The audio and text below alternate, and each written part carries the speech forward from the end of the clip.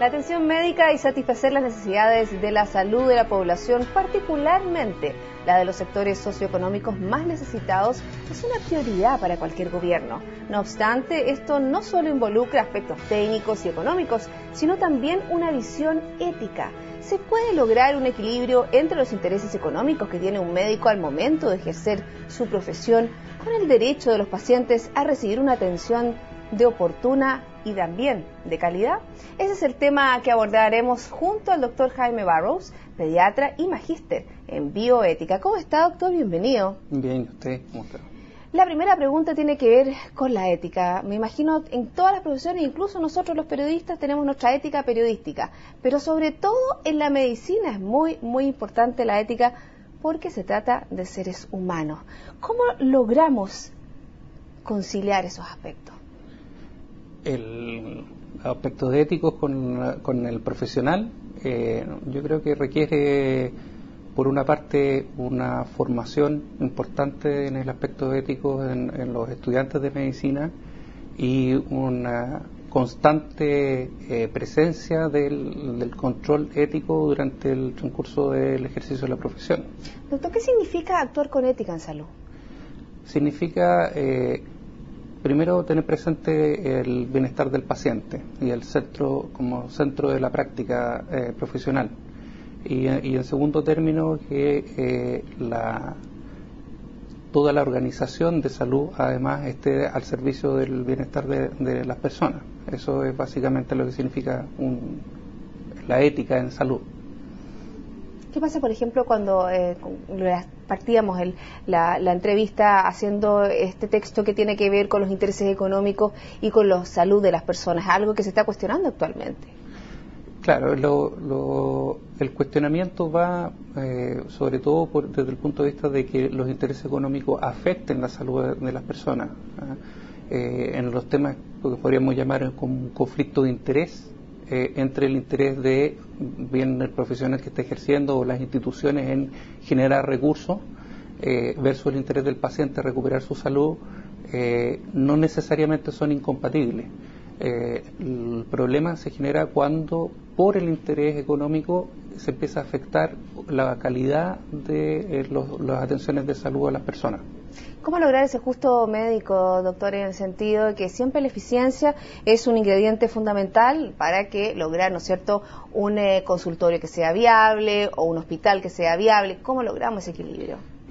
Por una parte, obviamente es muy importante la calidad ética del profesional, o sea, un profesional bien formado éticamente y que además tiene un control importante de parte de los pares, y para eso es importante el empoderar a instituciones como el Colegio Médico con un cierto control ético. Y por otra parte, que la organización del sistema de salud no fomente el conflicto de interés.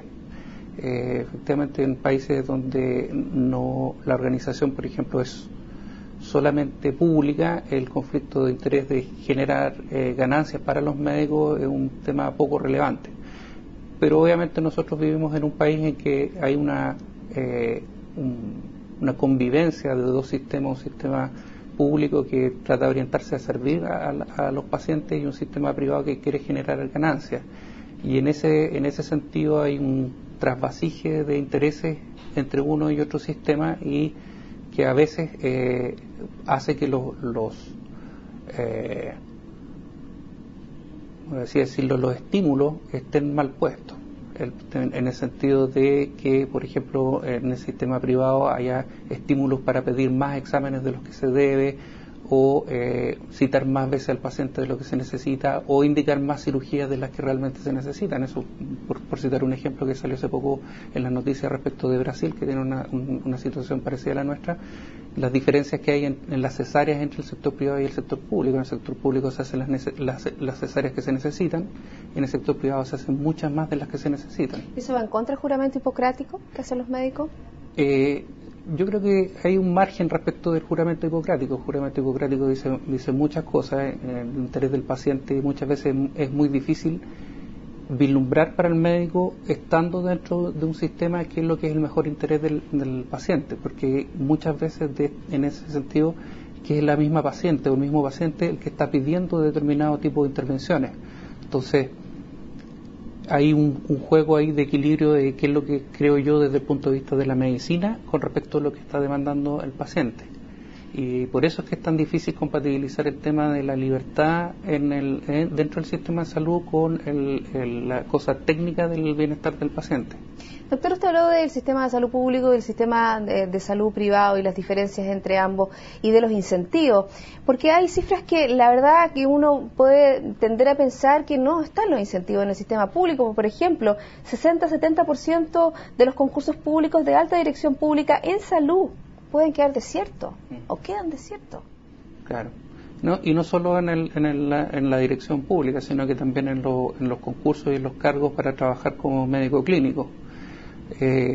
Yo también, aparte de dedicarme a la cosa bioética, como ejerzo todavía como pediatra, trabajo en un servicio de urgencia público en que hay 18 cargos para pediatras y es acá en Santiago y están ocupados 12 o 13 por pediatras. El resto de los cargos son reemplazantes, que son médicos generales, porque no hay interés o no se ha logrado captar los profesionales que se han ido hacia el sector privado. ¿Por qué pagan mucho menos? Pagan más porque es más cómodo trabajar en el sector privado, se trabaja solo de día, o los que hacen turno ganan mucho más.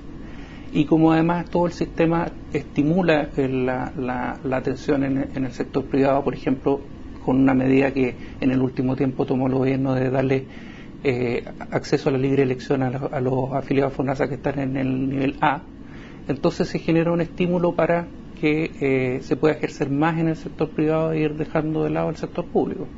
Doctor, ¿qué le parece esta nueva ley que fue promulgada sobre los derechos y deberes de los pacientes, que ya va a entrar en vigencia en octubre este año? A mí me parece una muy buena iniciativa.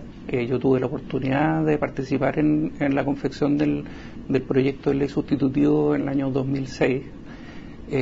Creo que ha significado esto un gran avance de discusión a nivel del país. Hubo un proyecto original en el año 2001 que generaba un marco muy inespecífico y que tenía mucho discursivo y poco de lo concreto, y durante la tramitación con el proyecto sustitutivo y después con la tramitación en el Parlamento se fue acotando ciertos temas. Evidentemente hay muchas cosas que son discutibles y que son perfeccionables, pero yo creo que en lo grueso significa un avance en ganar derechos y en ir creando institucionalidad. Usted sabe que una cosa que encuentro muy importante dentro de la ley de derechos y deberes es que en los hospitales se crean y todos los hospitales tienen que tener algún comité de ética, ya sea propio o del servicio de salud correspondiente, al cual pueden acceder tanto los médicos como los pacientes cuando tienen dudas respecto a qué hacer desde el punto de vista ético con un caso clínico.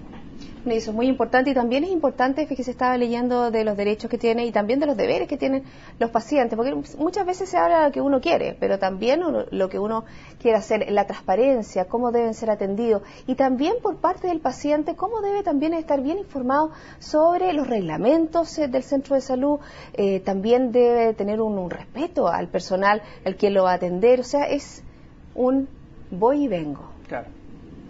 Es súper importante el tema de la responsabilidad del paciente, pero en ese sentido yo creo que una cosa que tiene que ir también muy acompañada de esto es el tema de la educación de la gente, porque obviamente la gente que se atiende en el sistema público tiene un nivel educacional muchas veces que no entienden las indicaciones, o sea, hay una exigencia de la ley de entender las instrucciones, los reglamentos, pero la gente muchas veces no entiende esto.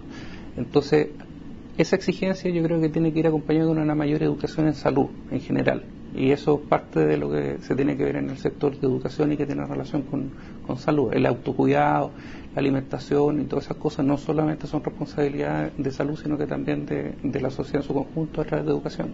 Bueno, y también para todo el personal, los incluyen a ustedes, es tratar a las personas como a nosotros nos gustaría que nos trataran. Yo creo que eso es tan importante, o sea, ponerse siempre en los zapatos de los otros. Sí.